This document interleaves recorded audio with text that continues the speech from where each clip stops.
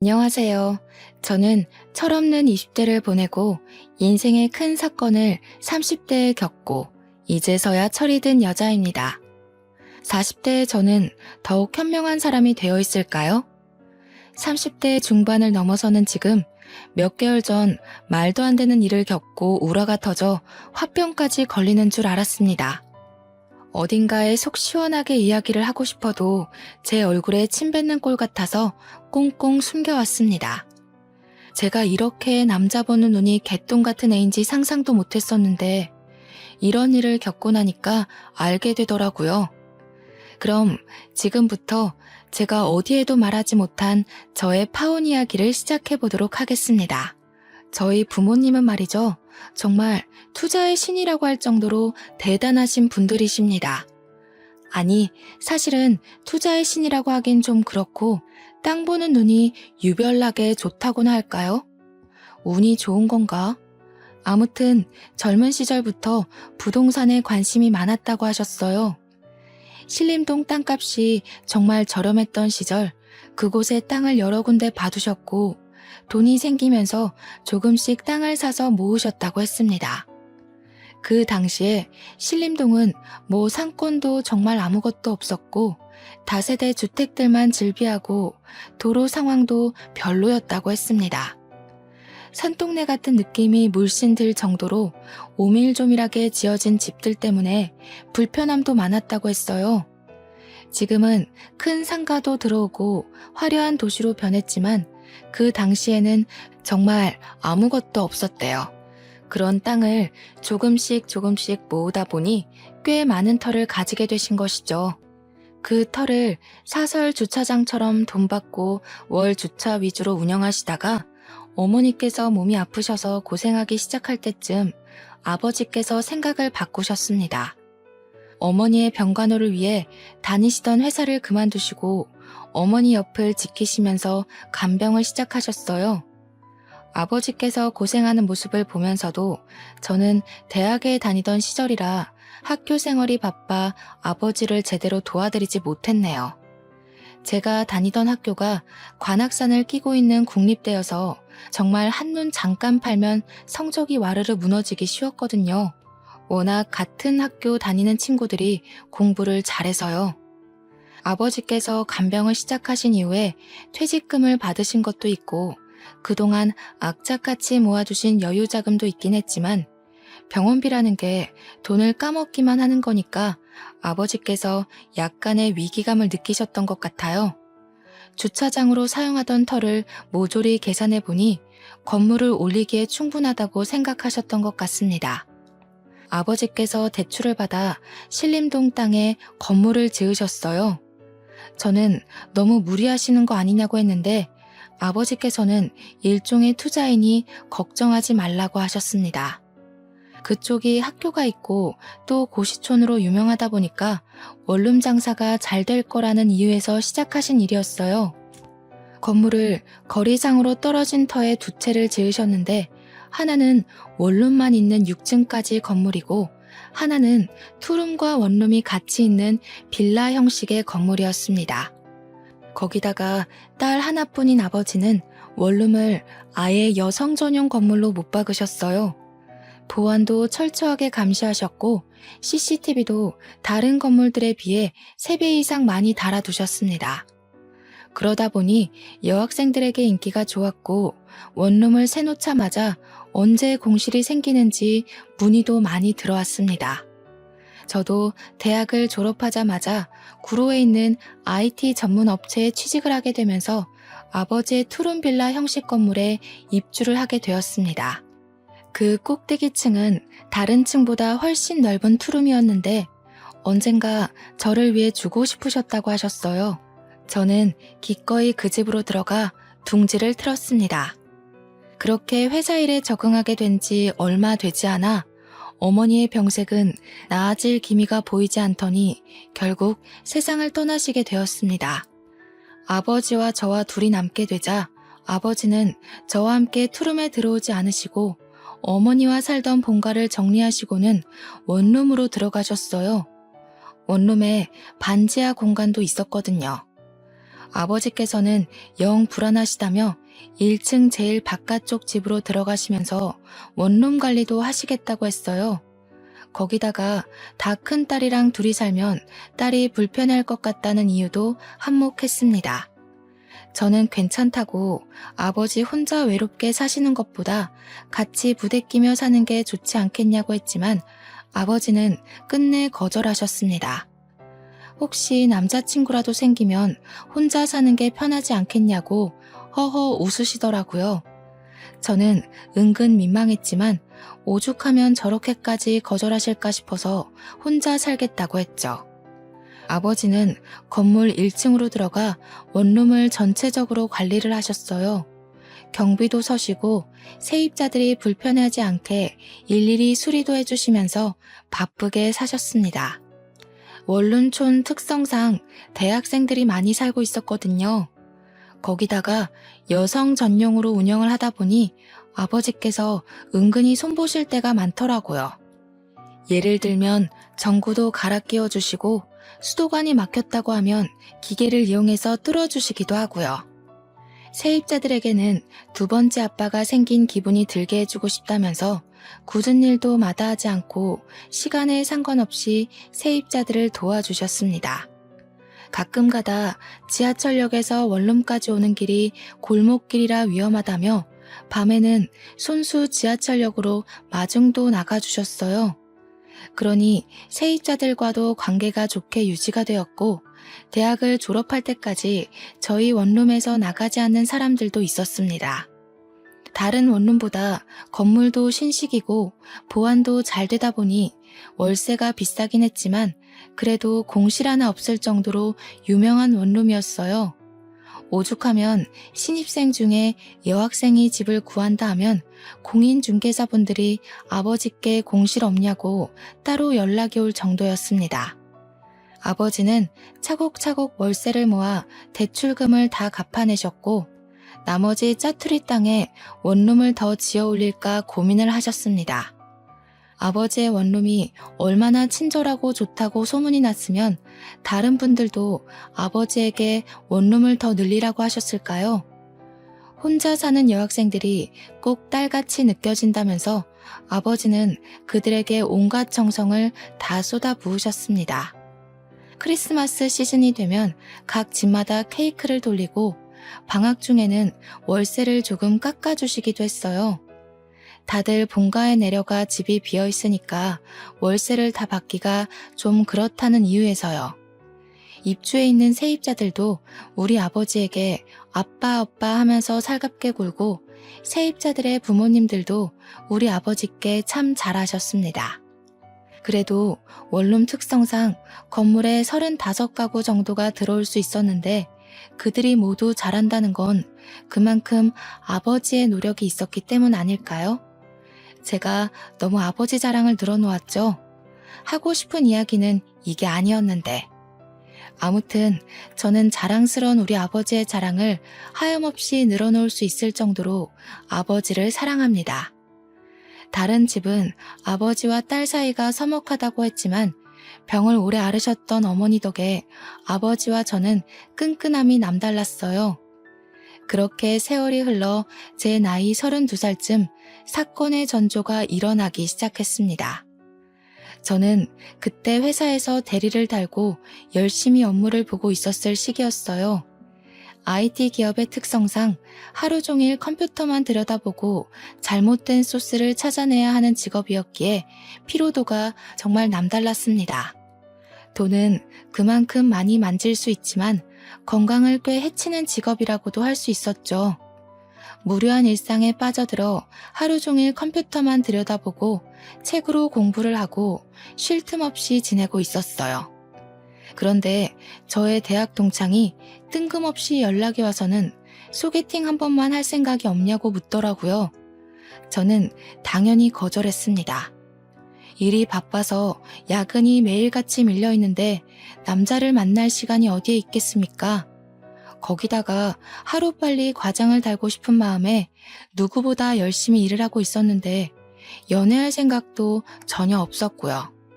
그래서 대학 동창에게 정중하게 거절을 했는데 이 인간이 저를 붙잡고 계속 늘어지는 겁니다.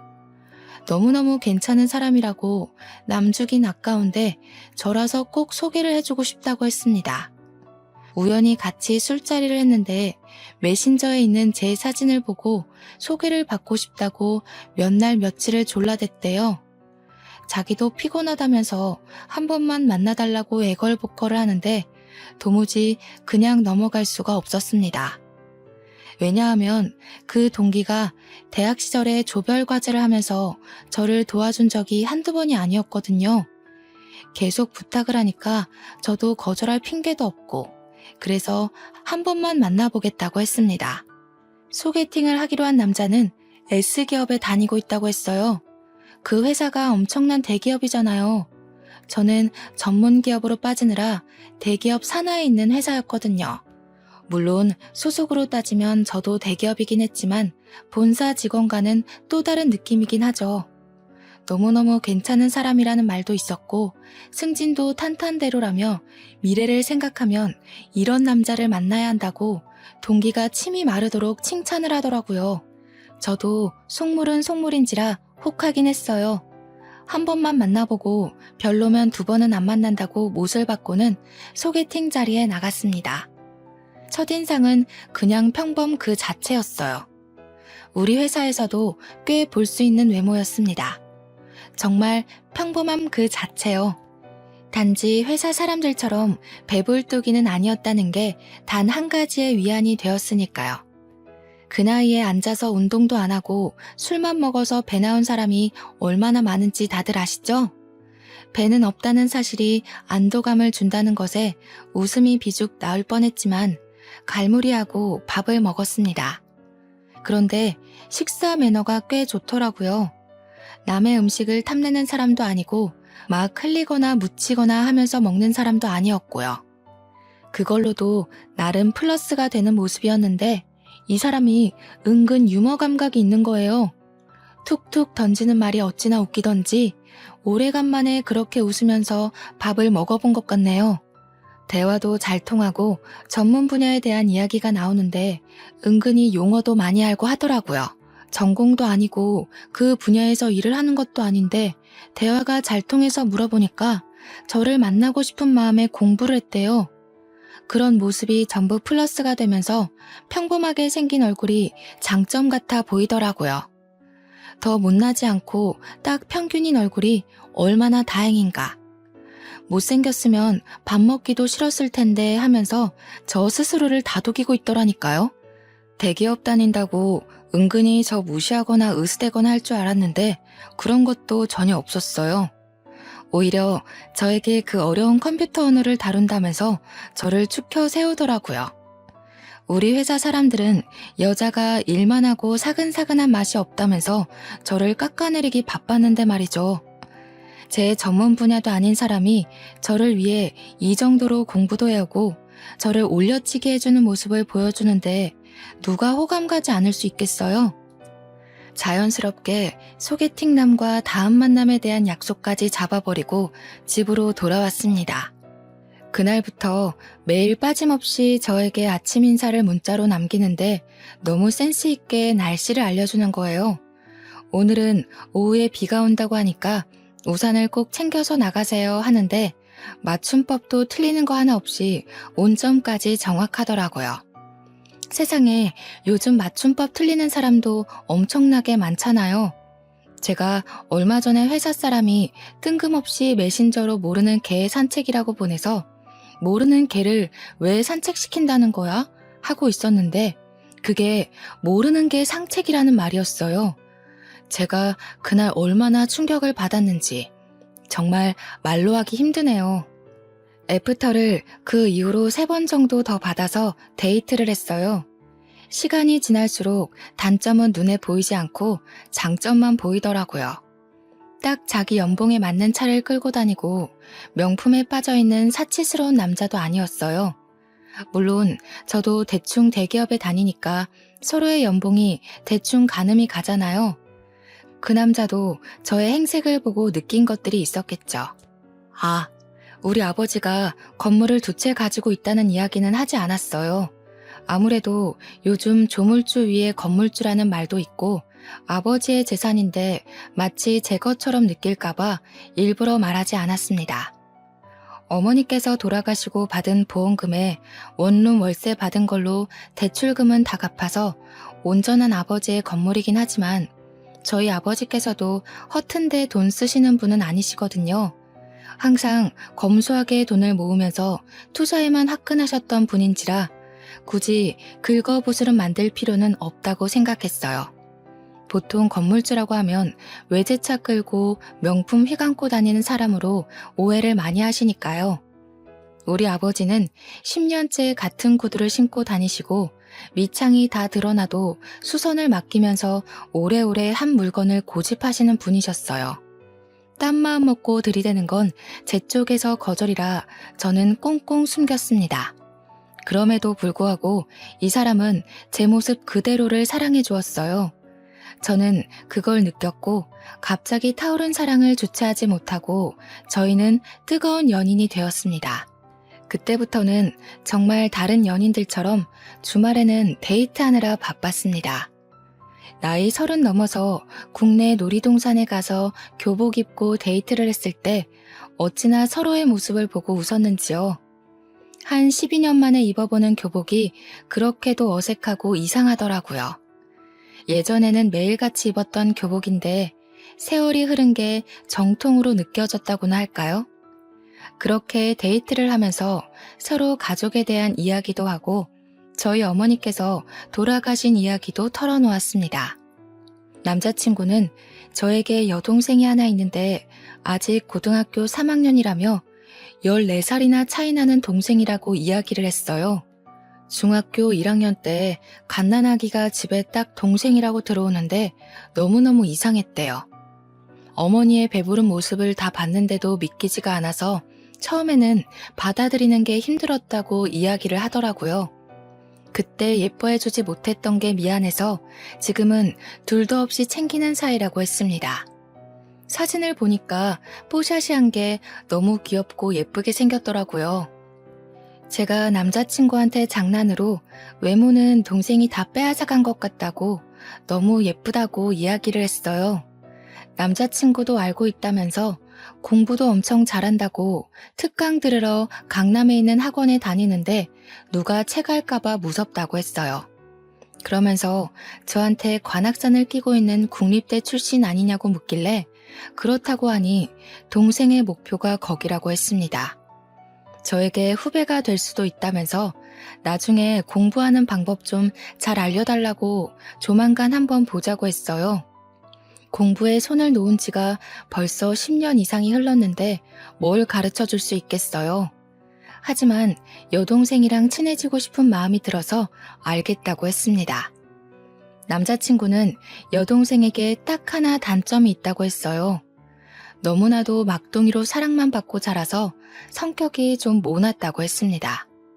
대학교에 가면 별별 인간들 다 모여 있을 텐데 거기서도 삐딱하게 굴면 학교 생활이 힘들 것 같다고 고민이라고 했어요. 너무 오냐오냐 키운 탓에 더 아나무인에 자기밖에 모르는 애가 된 것 같다고요. 저한테 어떻게 하는지 좋을지 모르겠다고 고민을 토로하길래 저도 외동이라 잘 모르겠다고 했죠. 근데 저도 나름 오냐오냐 자란 아인데 저는 그런 성격은 아니거든요. 속으로 네 동생이 원래 그런 성향의 아이는 아닐까? 라고 생각했지만 굳이 입 밖으로 꺼내진 않았습니다. 그날도 별 생각 없이 강남에서 영화를 보고 꼭 가보고 싶었던 카페가 있어서 그쪽으로 걸어가고 있었어요. 남자친구가 동생에게 연락이 왔다면서 지금 학원이 끝났다는데 같이 카페에 갈까? 하고 물어보더라고요. 평소에 궁금하기도 했었고 한 번쯤 얼굴 익히는 것도 나쁘지 않겠다 싶어서 같이 가자고 했습니다. 역 앞에서 기다리니 저 멀리서 누가 오빠 하면서 달려오더라고요. 옆에 있는 저는 보이지도 않는지 남자친구만 보면서 달려오는데 사진에서 봤던 얼굴이랑 똑같았어요. 오밀조밀 예쁘게 생긴 게 딱 봐도 이쁨만 받고 자란 티가 나더라고요. 저를 보면서 웃으면서 안녕하세요 하고 인사를 하는데 인사성도 은근히 밝은데? 라고 생각했지만 그건 아주 잠시였습니다. 인사가 끝나기 무섭게 남자친구 팔짱을 딱 끼고는 둘이 막 성큼성큼 가더라고요. 제가 가고 싶었던 카페 방향이 아니라 이상한 데로 가길래 어딜 가냐고 물어보니까 여동생이 저를 보면서 제가 자주 가는 곳 있어요. 이러더라고요. 남자친구가 미안해하면서 다음에 다시 오자고 하길래 기분이 조금 상했지만 여동생을 만나는 자리니까 제가 양보했습니다.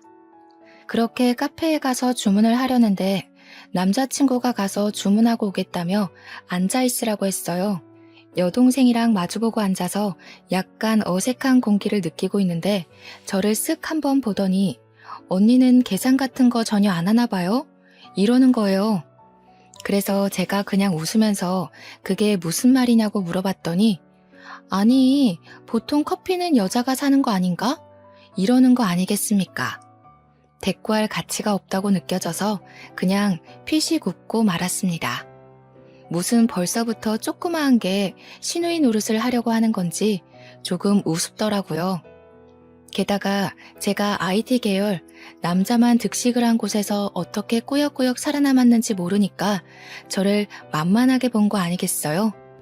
제가 남초 회사에서 큰 목소리를 내기까지 얼마나 많은 인내심이 필요했는지 쌈딱같이 굴어야 했는지를 모르니까요.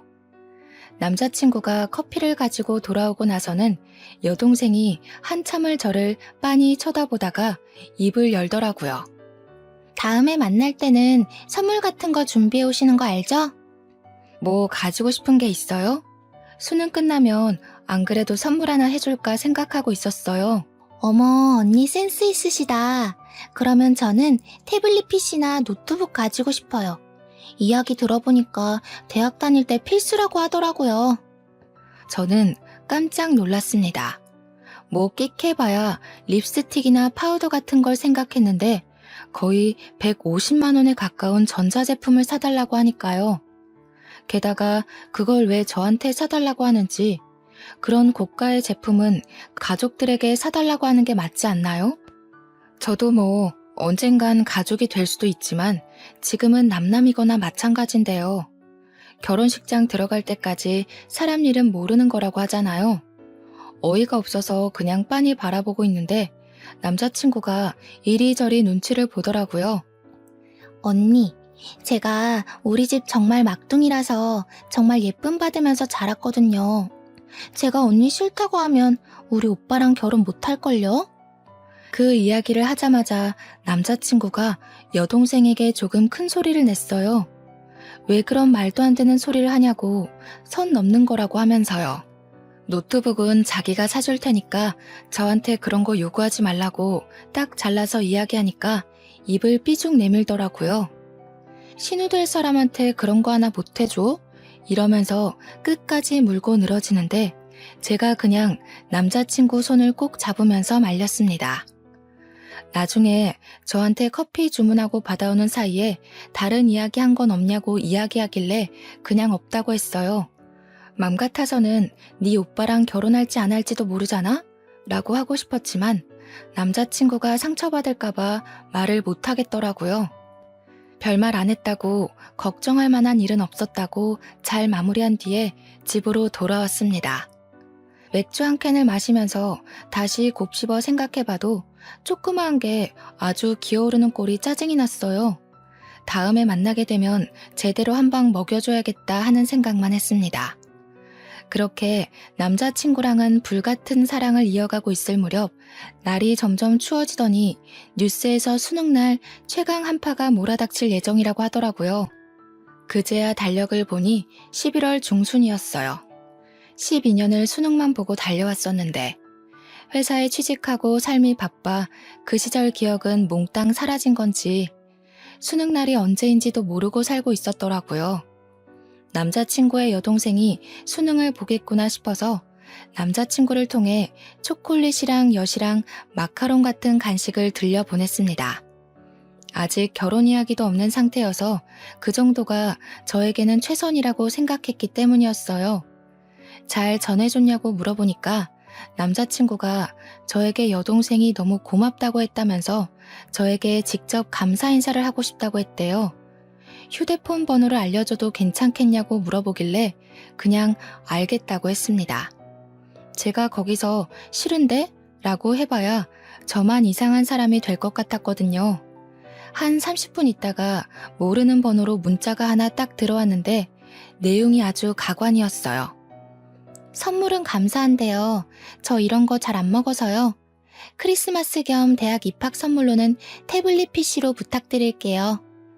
그 문자를 받자마자 기가 찼습니다. 저한테 무슨 입학 선물 맡겨놓은 사람처럼 구니까요. 거기다가 아무리 성적이 좋다고 해도 원하는 대학에 입학을 못하게 될 수도 있고 재수를 하게 될 수도 있잖아요. 너무 당당한 꼴에 배알이 꼴려서 남자친구한테 그대로 이야기를 했죠. 나 딱 한 번 봐놓고는 태블릿 PC 맡겨놓은 사람처럼 계속 사달라고 이야기하는데 내가 사줘야 하는 게 맞냐고요.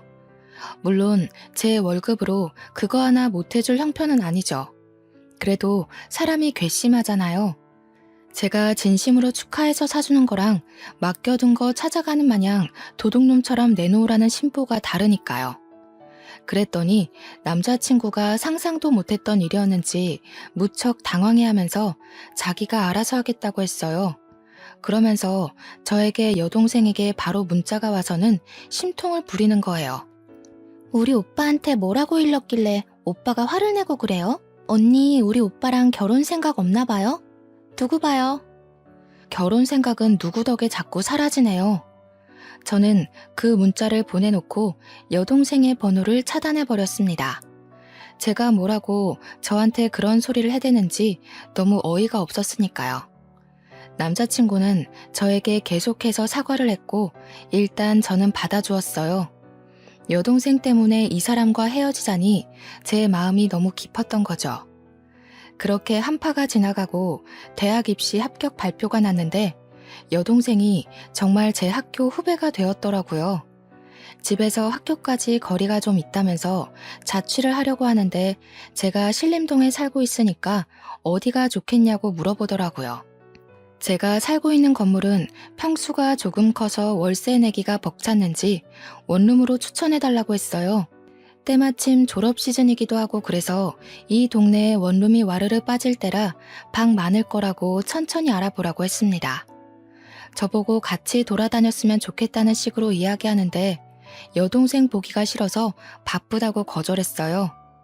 그래도 대충은 좋은 건물이 있는 곳을 알려줘야겠다 싶어서 몇 개의 동네를 추천해 주었습니다. 보안 업체를 끼고 CCTV가 많이 달려있는 원룸이 좋을 것 같다고 말도 해주고요. 당연히 저희 아버지 원룸은 말도 안 해줬어요. 월세 깎아달라고 할 게 뻔해 보이니까요. 귀찮은 건 싫었거든요. 며칠 뒤에 남자친구가 제 덕에 좋은 원룸을 계약했다면서 겸사겸사 밥이나 먹자고 동네에 와 있다고 하더라고요. 집 앞 근처라는데 거절하기도 좀 그래서 소화제 하나 챙겨 들고는 만나러 나갔습니다. 당연히 여동생도 함께 있었어요. 대학 입학한 게 신이 났는지 저한테 웬일로 살갑게 굴면서 언니 언니 하더라고요. 그러더니 슬쩍 저한테 언니 이거 어때요? 하고 사진을 보여주는데 태블릿 PC더라고요. 태블릿 PC 논쟁은 이미 끝난 줄 알았는데 다시 시작인가 싶어서 머리가 지끈거렸습니다. 그래서 저도 그냥 무미건조하게 이 모델 내가 쓰고 있는데 괜찮다고 성능 좋다고 대꾸하니까 남자친구가 옆에서 또 여동생한테 뭐라 하더라고요. 지네 오빠한테 사달라고는 안 하면서 왜 나한테 이걸 꼭 받아내겠다고 저 모양 저 꼴로 구는지 짜증났어요. 밥을 먹는 내내 어떻게든 제 흠을 잡고 싶은지 이거저거 물어보더라고요. 언니는 혼자 살게 된 지 얼마나 됐냐? 혼자 살면서 남자 많았겠다. 언니 살림은 잘하냐? 혼자 산 지 오래됐는데도 못하면 사람 아닌 거지 뭐. 언니 태블릿 PC로 뭐 하냐? 그냥 유튜브 보고 할 거면 자기 주면 안 되냐? 그런 이야기들이요. 대꾸하기도 귀찮아서 묵묵히 밥만 먹고 있으니까 남자친구만 계속 좌불안석이고 그날 아주 기분 나쁜 만남 이후에 여동생과는 또 한동안 마주칠 일이 없었어요. 그렇게 봄의 끝자락이 찾아왔고 남자친구는 대학 생활에 빠져있는 여동생의 자취방을 꾸며주느라 한동안 바빴습니다. 그런 와중에 저희가 만난 지 1년이 넘었으니까 남자친구네 부모님께서 저를 보고 싶어 한다면서 은근히 운을 뗐어요. 서로 경제 능력도 되고 집 구하는 것도 문제가 되지 않으니 결혼 이야기를 할 때가 됐다고 생각한 거겠죠. 그래서 저도 알겠다고 하고 오랜만에 아버지를 만나러 갔습니다. 남자 쪽에서 그런 이야기가 나왔으니 아버지에게도 알려드리는 게 당연하다고 생각했으니까요.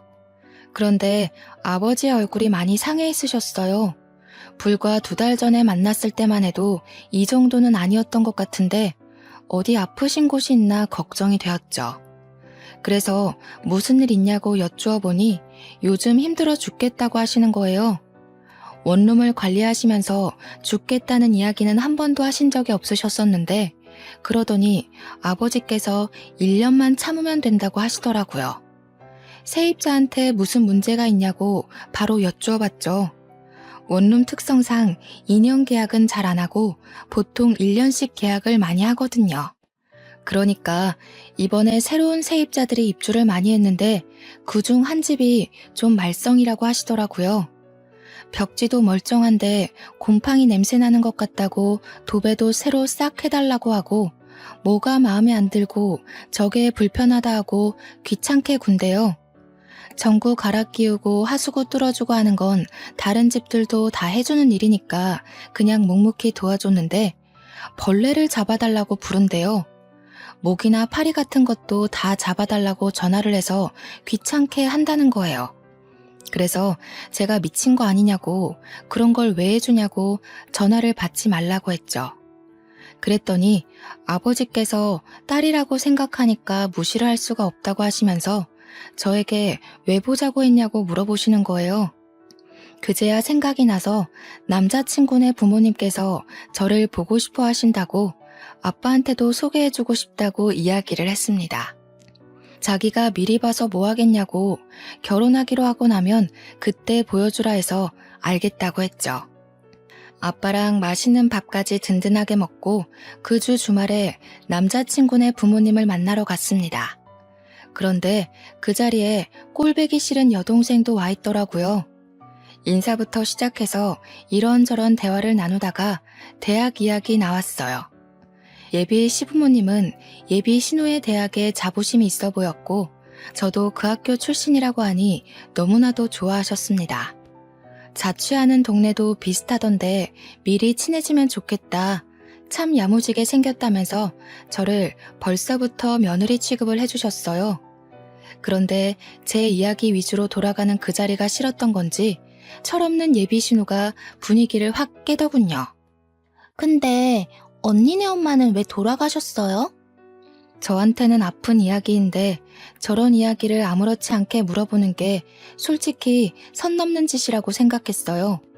그게 왜 궁금한데요? 아니 뭐 가족력이 있을 수도 있으니까요. 그런데 웃긴 게 예비 신우가 저런 이야기를 하는 동안 말리는 사람이 하나도 없었다는 겁니다. 그래서 저도 참지 않고 이야기를 했죠. 한 방 먹이고 싶다고 예전부터 생각해왔으니까요.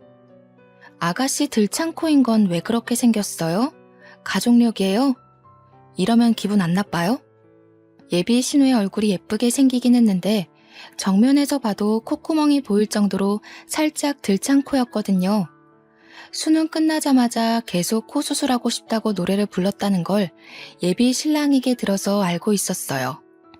예비 시부의 반대로 코 수술을 못하고 있다고 들었는데 제가 딱 건드리니까 그 자리에서 갑자기 울고불고 난리가 난 거죠. 예비 신랑이 일어나자고 하길래 저는 아무렇지 않게 인사를 드리고 일어났습니다. 그랬더니 예비 신랑이 저한테 신우가 철없이 굴긴 했는데 거기서 저까지 꼭 그래야 했냐고 질책을 하더라고요. 지금 누구 편을 드는 거야? 나는 딱 한마디 했거든? 우리 엄마 걸고 넘어지는 거 절대 못 참는다고. 차라리 결혼하지 말자고 했어요. 그랬더니 예비 신랑이 놀래가지고 그런 거 아니라고 자기가 따끔하게 혼내겠다고 헐레벌떡 이야기를 하는데 믿을 수가 없죠. 제가 결혼 다시 생각해보겠다고 하고 화가 나서 집에 돌아왔습니다. 근데 예상치 못하게 예비 시모가 연락이 온 거예요. 저랑 만나서 이야기 좀 하고 싶다고.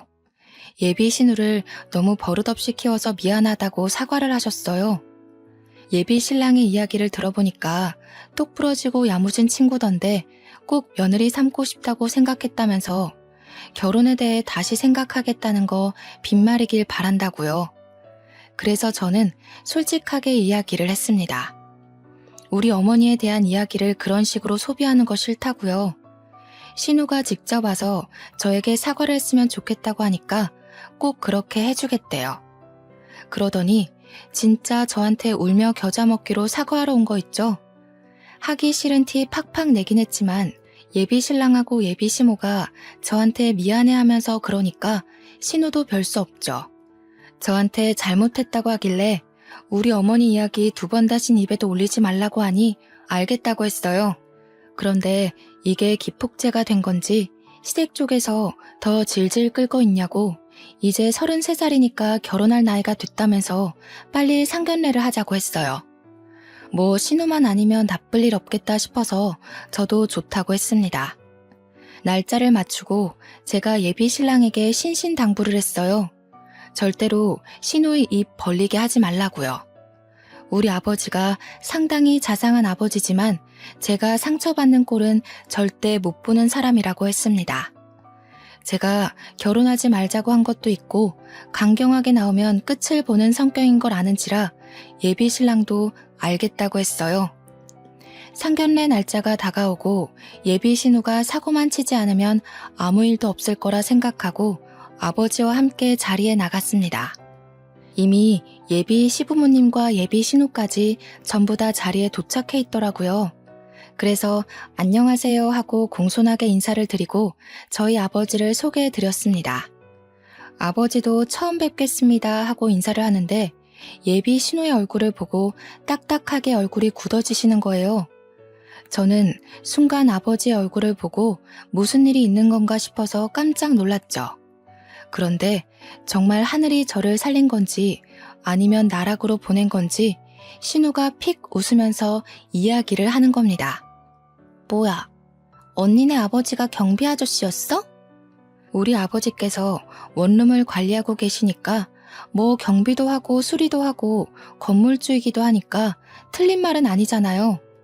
그래서 맞는다고 고개를 끄덕이면서 왜 그러시냐, 어떻게 아는 사이냐 하고 물어보았습니다. 근데 순간 시부의 얼굴이 약간 떨떠름하게 변하는 게 아니겠어요? 아무리 경비 인식이 좀 그렇다고 해도 그렇지 대놓고 표정이 바뀌니까 제 속이 확 상하더라고요. 그리고 요즘 경비들도 보안업체에서 전문적으로 채용해서 쓰기 때문에 예전만큼 대우를 험하게 받지도 않고요. 직업에 귀천이 없다지만 순간 너무 짜증이 났습니다. 불난 집에 부채질한다고 신우가 입을 여는데 상상을 초월하는 이야기를 뱉더라고요. 내가 지내는 원룸 경비 아저씨거든. 근데 아저씨, 왜 요즘 저 벌레 안 잡아주세요? 내가 아저씨 때문에 맨날 불안에 떨면서 자야겠어요? 벌레 잡아주는 게 뭐가 어렵다고. 이러는데 순간 이게 무슨 개소린가 싶었습니다. 그 순간 딱 머릿속에 스쳐 지나가는 일이 있는 거예요. 아버지께서 세입자 하나 때문에 너무 힘들다고 1년만 지나면 내보낼 거라고 했던 그 진상 세입자요. 그래서 내가 예비 신우한테 말을 했죠. 아가씨가 우리 아빠 원룸에 산다고요? 아빠 원룸은 무슨 경비 주제에. 언니가 왜 아등바등 돈 아끼면서 사는 줄 알겠다. 그래도 언니네 회사 엄청 대기업 아니에요? 월급도 좀 될 텐데 왜 그러고 살지? 아, 혹시 언니 결혼하고 나서도 친정에 생활비 주고 그래야 돼요? 저한테 입꼬리 살짝 올려가면서 말하는데 주먹이 부들부들 쥐어지더라고요. 예비 신랑도 정확하게 우리 아버지의 직업이 뭔지 몰랐고 당연히 예비 시부모도 모르는 상태였죠. 예비 신우의 말만 듣고 경비라고 생각했는지 상당히 불편해하는 얼굴이었습니다. 우리 아버지도 화가 잔뜩 나신 것 같았지만 제가 결혼하겠다고 데려온 상대니까 이러지도 못하고 저러지도 못하고 화를 참으시면서 저를 쳐다보셨어요. 그런데 저는 그런 생각이 드는 거예요. 내가 왜 참아야 하지? 그럴 필요가 있나? 결혼 안 하면 되지. 야, 너 지금 뭐라고 그랬냐? 좋은 대학 다닌다고 우스대기 전에 개똥 같은 인성이나 좀 고쳐봐. 그러니까 예비 시부모도 놀래고 예비 신랑도 놀래서 저를 막 말리는 게 아니겠어요? 저는 예비 신랑의 팔을 확 뿌리치고는 말리지 말라고 엄포를 놓았습니다. 왜 나를 말려? 내 성질 막 돋우는데 나도 할 말은 하고 살아야지. 너 지금 우리 아빠한테 뭐가 어쩌고 어째? 예의는 밥 말아먹었나. 아빠, 나 이 결혼 안 할 거야. 저 계집애 때문에 못하겠어. 그러니까 아버지가 듣던 중 반가운 소리라는 듯 벌떡 일어나셔서 제 손을 잡고 나가자고 하시더라고요. 그런데 이대로 가면 너무 싱겁고 재미없잖아요. 그래서 한마디 더 했죠. 그냥은 내가 또 못 가지. 너 짐 빼. 내가 보증금 바로 돌려줄 테니까 짐 빼. 언니가 뭔데 나보고 짐을 빼라 말아야. 언니가 무슨 건물주라도 돼? 사태 파악이 안 되는지 저를 보고 강짜를 놓더라고요. 예비 신랑도 예비 시부모도 모두 이게 다 무슨 일인가 싶어서 눈치만 보고 있고요. 그때 저희 아버지께서 딱 나서서 이야기를 해주셨어요. 그래요, 아가씨. 내가 거기 건물주네. 내가 그 건물 관리도 하고 주인이기도 하고 세입자들 안전을 위해 경비도 서고는 한다네. 그러자 그쪽 가족들의 얼굴이 확 굳어지더라고요. 경비인 줄 알고 우습게 여겼는데 건물주라고 하니까요. 내가 호의를 베풀면 같이 베푸는 사람이 있고 만족하지 못하고 욕심을 부리는 사람들도 있더라고. 아가씨는 후자였지. 욕심을 부려도 유분수지 어느 건물주가 세입자 벌레를 잡아주나? 아가씨가 난리를 쳐서 내가 방역도 철저하게 하고 벌레 잡는 업체와도 계약을 했네. 그런데 아가씨네 방에서만 유독 난리도 아니더구먼. 쓰레기를 버리지 않고 쌓아두고 악취나는 옷도 켜켜이 쌓아두고 하수구 막히는 것도 아가씨 머리카락이 막아둔 거지 수도가 문제가 아니더라고. 예비 신호의 생활이 문제라고 이야기하니 시댁 식구들의 얼굴이 모두 새빨갛게 변했습니다. 하지만 아버지의 말은 여기서 끝나지 않았죠. 예비 시부모의 얼굴을 딱 노려보시면서 정확하게 이야기를 하셨어요. 도대체 딸 자식의 교육을 어떻게 시킨 건지 더러워서 우리 건물에 데리고 있을 수가 없겠습니다. 보증금은 내일 당장 보내줄 테니 일주일 이내로 짐을 빼세요. 아니, 우리의 학기 중간인데 그러시면 어떡합니까? 계약 기간이라는 게 있는데 계약 기간이고 나발이고 층간소음으로 아랫집에서 항의 들어오는 것도 난리입니다. 밤마다 뭘 하는지 윗집 옆집 아랫집 할 거 없이 남자랑 있는 소리 들린다고 다들 난리인 거 아시오? 내가 사돈 처녀 될 사람인 줄 알고 말을 아끼려고 했는데 사돈도 아니니 숨길 것도 없지. 우리 원룸은 여성 전용 원룸인데 남자를 끌어들였으니 계약 위반 맞습니다. 20살짜리가 남자랑 놀아났다고 하니 다들 얼굴이 사색이 되고 진짜 빨갰다가 파랬다가 파란만장하더군요. 우리 아버지한테 예비 시부가 건물주 갑질 아니냐고 하는데 아버지께서는 태연하게 계약 위반이라고 하셨어요. 원하시면 건물 입구 CCTV랑 출입 기록 다 떼어드리겠다고 남자랑 들어간 영상이면 되겠냐고 말씀하셨죠. 물론 다른 집도 남자친구를 데려오긴 하지만 그냥 눈 감아주시곤 하시거든요. 하지만 이 못된 계집애는 절대로 봐줄 수 없다 이런 생각을 하신 듯 했어요. 그러면서 원룸 인덕션 망가진 거, 세탁기 고장난 거, 화장실 거울 깬 거 다 합치면 보증금보다 많이 나올 것 같은데 어디로 보내주실 거냐고 쐐기를 박았습니다. 예비 시모가 도대체 뭐라고 살길래 저 모양이냐고 신호등을 짝짝 소리나게 때리는데 예비 신랑은 저랑 눈도 못 마주치더라고요. 저도 거기서 우리 더 이상 얼굴 보는 일 없었으면 좋겠다고 너랑은 끝이야 하면서 아버지의 손을 잡고 나왔습니다.